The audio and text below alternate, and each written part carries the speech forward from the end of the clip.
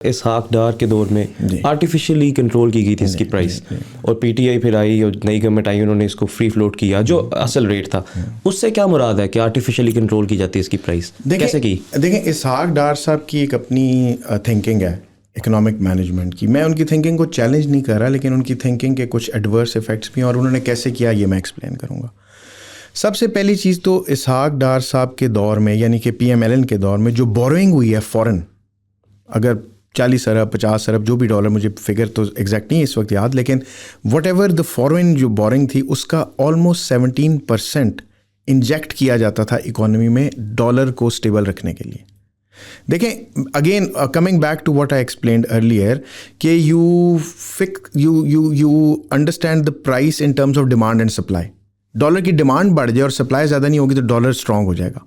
Dollar की demand कम हो जाए और सप्लाई स्टेबल तो डॉलर की प्राइस कम आ जाएगी, जैसे इंपोर्ट्स में हुआ है, मैंने आपको बताया। ठीक है, इसहाक डार साहब ये करते थे कि इसहाक डार साहब जो बाहर से फॉरेन लोन्स आते थे उसमें से ऑलमोस्ट 17% जो पूरा पोर्टफोलियो जो बाहर से आया उसमें उन्होंने इंजेक्ट किया। For example, at one point he injected $7 billion into the economy to keep dollar stable. ठीक है, उन्होंने बल्कि स्टेट बैंक में इंटरवेंशंस भी की। स्टेट बैंक वैसे तो एक ऑटोनोमस इदारा होता है ना, उस वक्त रियाजुद्दीन मेरा ख्याल है गवर्नर थे स्टेट बैंक के, और उन्होंने उनको चेंज करके एक सिविल सर्वेंट तारिक बाजवा साहब को लगाया। मैं ये अगेन तारिक बाजवा साहब की एक्सपर्टीज़ पे कोई कमेंट नहीं कर रहा यहाँ पे, लेकिन जनरली एक इकोनॉमिस्ट चाहिए जो monetary policy, exchange rates, inflation, interest rate, discount rate इनको समझता हो। मैं ये नहीं कहता तारिक बाजवा साहब नहीं समझते होंगे, लेकिन I think as a civil servant he was more suitable for Ishaq Dar to intervene in the state bank's policy of keeping the exchange rate appreciated. Appreciate रखने के फ़ायदे भी हुए लेकिन नुकसान ज़्यादा हुए। फ़ायदा क्या हुआ?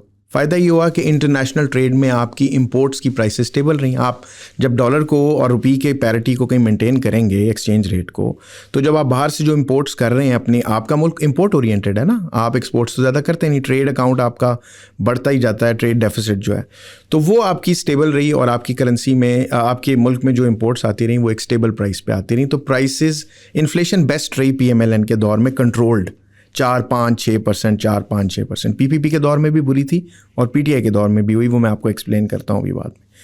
सो what Ishaq Dar did was he injected dollar into the economy ताकि उसकी सप्लाई अच्छी रहे, और अगर डिमांड है भी थोड़ी बहुत या जितनी भी है तो वो रेंज जो है वो अप्रिशिएट ना करे, उसकी डेप्रिशिएट ना करे रुपये। एक चीज़ वो, और दूसरा स्टेट बैंक में इंटरव्यू करते। नुकसान क्या हुआ? नुकसान ये हुआ कि आपका ट्रेड अकाउंट बढ़ता गया, आपकी एक्सपोर्ट्स हर्ट हुई। देखिए, आपकी एक्सपोर्ट्स का एक प्रॉब्लम है और ये बहुत बड़ा प्रॉब्लम है जो बहुत कम लोग हाईलाइट करते हैं। आपकी एक्सपोर्ट्स फीचर्स पे फाइट नहीं करती दुनिया में। आपके पास इनोवेटिव फीचर्स नहीं होते। कौन सी ऐसी चीज़ है जो पाकिस्तान एप्पल की तरह की इनोवेटिव प्रोड्यूस कर रहा है, या इवन एप्पल तो बहुत हाई टेक है, मीडियम टेक में भी आप कौन से इनोवेटिव फीचर्स ज़्यादा देते हैं? बहुत कम चीज़ें होंगी ना। बिल्कुल।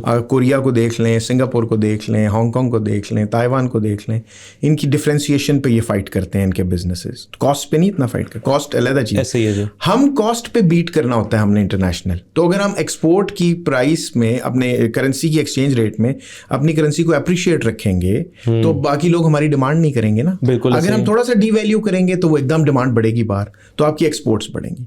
Although this is not a good strategy, but ये हर्ट हुई। या तो फिर आप डिफरेंशिएशन प्रोसेस अच्छी करवाएं ना, स्ट्रैटेजीज बनवाएं, बिजनेस को फ्लरिश करवाएं, बिजनेस को ऐसी पॉलिसीज दें कि उनके अंदर इनोवेटिव माइंड्स बैठें और वो अपनी प्रोडक्ट्स को डिफरेंशिएट करें।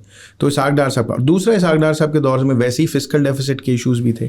फिस्कल भी, और लोन के पोर्टफोलियो को अगर आप मिस यूज़ करेंगे for injecting into the economy, for keeping the rate appreciated, तो उससे नुकसान भी हैं। फ़ायदे ये हुए कि इन्फ्लेशन अच्छी रही, तो लोग तारीफ ये करते हैं, देखें जी प्राइसेस बड़ी कंट्रोल्ड रही। राइट। तो लोगों के लिए तो सबसे बड़ा पाकिस्तान में इशू प्राइसेस है। पीपल डोंट केयर अबाउट कि हमारी एक्सपोर्ट्स इंपोर्ट्स को क्या हो रहा है, वो तो ये देख रहे हैं कि हमें रोज़मर्रा की चीज़ें CPI में कैसे मिल रही हैं।